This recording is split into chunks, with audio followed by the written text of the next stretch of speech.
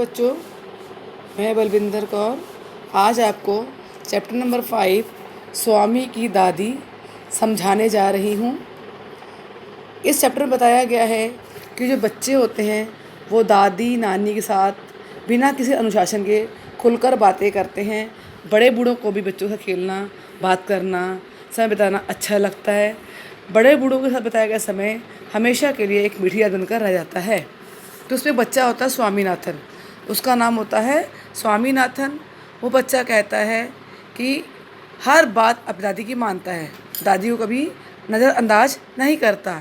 एक दिन क्या होता है कि वह स्कूल से आता है और फटाफट रसोई में जाता है कि मैं कॉफ़ी पी लूँ और मैं खेलने जाऊँगा।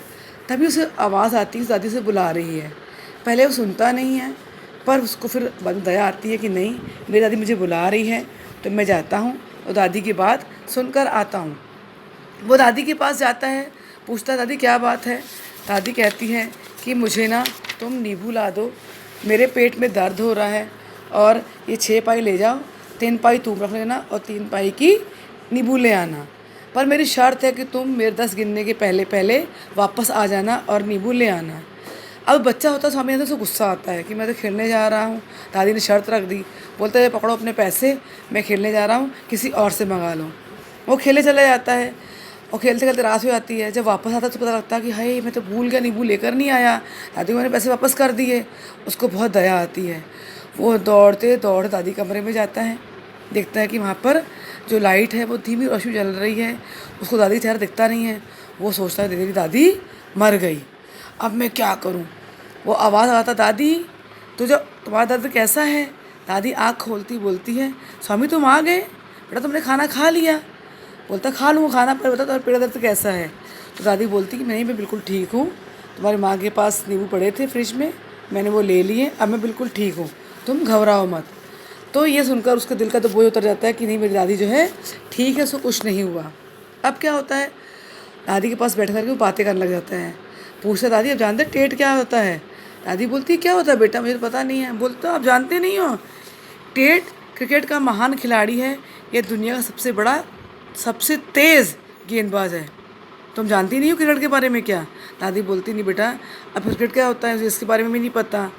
फिर जो स्वामी होता है दादी के पास बैठ जाता है, सब बताता है बातें, ये क्रिकेट क्या होता है, कैसे खेलते हैं उसको, कितने खिलाड़ी होते हैं, कितनी टीम होती है। फिर वो बताता है कि हमारी भी टीम है मालगुड़ी डेज़ की, वो जो मालगुड़ी उसका गांव था, तो बताता है कि वहाँ की भी टीम है और हमने सारे मैच जीत लिए हैं और जीतेंगे भी, और जो मद्रास के खिलाड़ी हैं वो जीत नहीं पाएंगे। और जो राजन है हमारी टीम का, जो उसने बहुत सैकड़ों रुपये खर्च किया हमारे ऊपर, बैट बॉल लेके आ रहा है, हमको प्रैक्टिस करा रहा है, सिखा रहा है, सब बातें बताता है। इतने में देखता है कि उसके पिताजी पीछे आ जाते हैं और बोलते हैं स्वामी तुम क्या दे रहे हो भाषण दादी को। स्वामी कहता है कि नहीं मैं दादी को बता रहा हूँ क्रिकेट के बारे में। तो उसके पिता को हैरानी होती है कि माँ तुम इस बारे में जानते हो। तो उसकी गोद में छोटा बच्चा होता है, पिता की गोद में, बोलता है कोई नहीं माँ रुक जाओ, जब छोटा बेटा बड़ा होगा ये भी तुम्हें सब बातें समझाएगा। और इस तरह सारे हंसते खेलते रहने लगते, बातें करते रहते हैं, हंसते रहते हैं।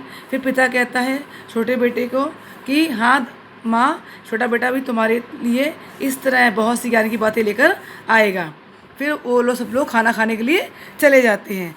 तो इस कहानी बताया गया है कि बच्चों को, बड़ों को, सभी को हमें बुज़ुर्गों की सेवा करनी चाहिए, उनके साथ समय बिताना चाहिए, उनको अपना समय देना चाहिए, उनकी हर बात सुनना चाहिए, हमको उनकी परवाह हमेशा करनी चाहिए, हमें उनको नज़रअंदाज नहीं करना चाहिए। तो बच्चों आप लोग भी अपने घर में अपने बड़े बूढ़ों को, उनसे बैठ के बातें करोगे, उनकी सेवा करोगे, उनके साथ समय बिताओगे और इस तरह उनकी आप आदर पूर्वक उनकी बातें सुनोगे भी।